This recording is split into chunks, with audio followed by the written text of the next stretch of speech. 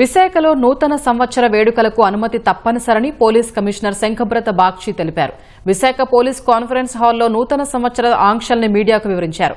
Police అనుమతి లేకుండా ఎవరైనా కార్యక్రమాలు చేస్తే కఠిన చర్యలు ఉంటాయని చెప్పారు. విశాఖ నగరమంతా పోలీసు పహారా ఉంటుందన్నారు. ఎవరైనా ఈవెంట్ ఆర్గనైజ్ చేయాలంటే అడ్వాన్స్ గా మా పర్మిషన్ అడగాలి. సీసీటీవీస్ అన్ని చోట్ల పెట్టాలి, బ్లాక్ స్పాట్ లేకుండా ఫైర్ సేఫ్టీ ఎక్విప్మెంట్ పెట్టాలి. అవసరం ఎక్కువ మంది వస్తే మెడికల్ యూనిట్ పెట్టాలి.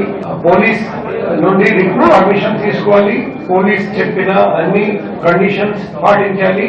మోస్ట్ ఇంపార్టెంట్ ఎంత కెపాసిటీకి మించి ఎక్కువ ఇన్విటేషన్ కార్డ్ కానీ టికెట్ కానీ పాసెస్ కానీ ఇవ్వడానికి వీలు లేదు. పోలీస్ కాకుండా మిగిలిన department, pollution control board, GBMC, fire department ఇంకా నేసరీ పర్మిషన్స్ తీసుకోవాలి.